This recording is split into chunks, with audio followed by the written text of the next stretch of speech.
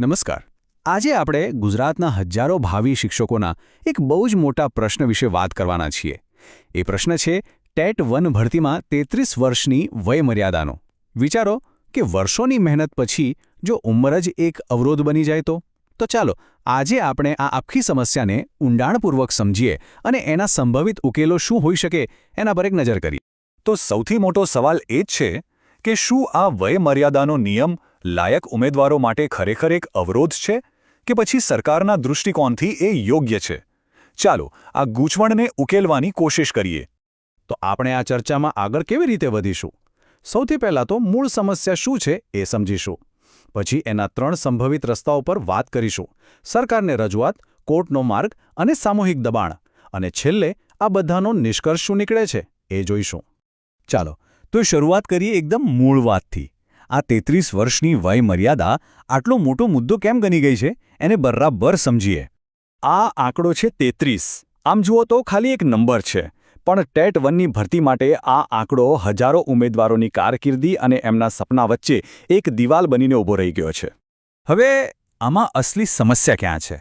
જો જ્યારે સરકાર પોતે જ વર્ષો સુધી ભરતી નથી કરતી, ત્યારે ટેટ પરીક્ષા પાસ કરીને બેઠેલા લાયક ઉમેદવારોની ઉંમર તો વધવાની જ છે, બરાબર ને?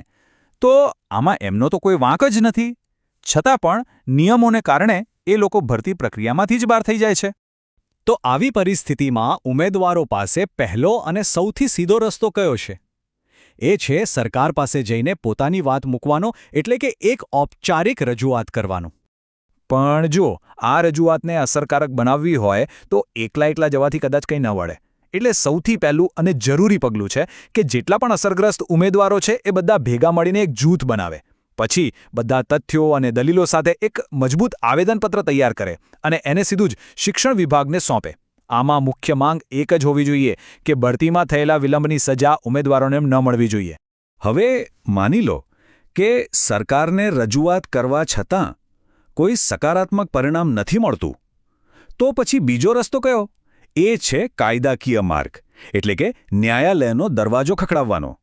કોર્ટમાં લડાઈનો મુખ્ય આધાર એક જ મજબૂત દલીલ પર ટકેલો છે: સરકારના વિલંબની સજા ઉમેદવારો કેમ ભોગવે? જે લોકોએ વર્ષો પહેલાં પરીક્ષા પાસ કરી અને ભરતીની રાહ જોતા રહ્યા, એમણે તક મળવી જ જોઈએ. આ એક બહુ જ મજબૂત પોઈન્ટ છે અને આ દલીલ સાથે હાઈકોર્ટમાં રેટ પિટિશન દાખલ કરીને ન્યાય મેળવવાનો પ્રયત્ન કરી શકાય છે. સરકારને રજૂઆત અને કોર્ટની લડાઈ, આ બે વિકલ્પ તો છે જ, પણ એની સાથે સાથે એક ત્રીજો અને કદાચ સૌથી શક્તિશાળી રસ્તો છે, જે છે લોકોનો અવાજ. એટલે કે સામૂહિક દબાણ ઊભું કરીને સરકારનું ધ્યાન આ મુદ્દા પર કેન્દ્રિત કરી શકાય છે. હવે આ દબાણ લાવવાના પણ ઘણા રસ્તા છે. જેમ કે મજબૂત વિદ્યાર્થી સંગઠનોનો સાથ લઈ શકાય, મીડિયાનો સંપર્ક કરીને આખી વાતને લોકો સુધી પહોંચાડી શકાય, અને હા, પોતાના વિસ્તારના ધારાસભ્યોને રજૂઆત કરીને આ અવાજ વિધાનસભા સુધી પણ પહોંચાડી શકાય છે. આ બધું એકસાથે થાય તો એની અસર ચોક્કસપણે થાય છે. આ વાત તો એકદમ સીધી અને સરળ છે, ખરું ને?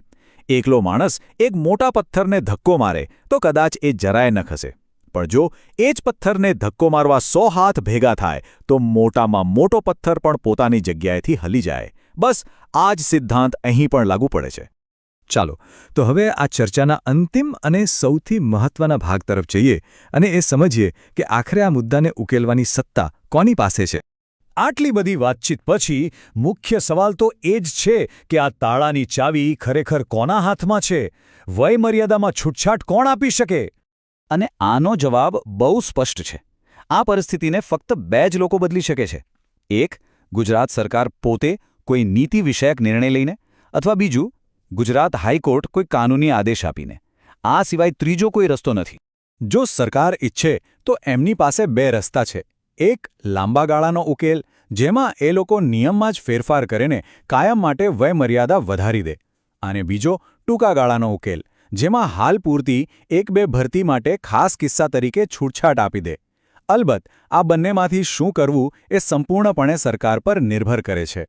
તો આ આખા વિશ્લેષણનો સાર શું છે? એક જ વાક્યમાં કહું તો એકતામાં જ શક્તિ છે. રસ્તો ભલે સરકારને રજૂઆત કરવાનો હોય, કોર્ટમાં લડવાનો હોય કે પછી લોકોનું દબાણ ઊભું કરવાનું હોય, સફળતાની ચાવી તો સંગઠિત પ્રયાસમાં જ રહેલી છે. એકલા લડવા કરતાં જો બધા સાથે મળીને અવાજ ઉઠાવે તો પરિણામ મળવાની શક્યતા અનેક ગણી વધી જાય છે. એટલે સંગઠિત થવું એ માત્ર એક વિકલ્પ નથી, પણ આ લડાઈ જીતવા માટેનો સૌથી શ્રેષ્ઠ માર્ગ છે.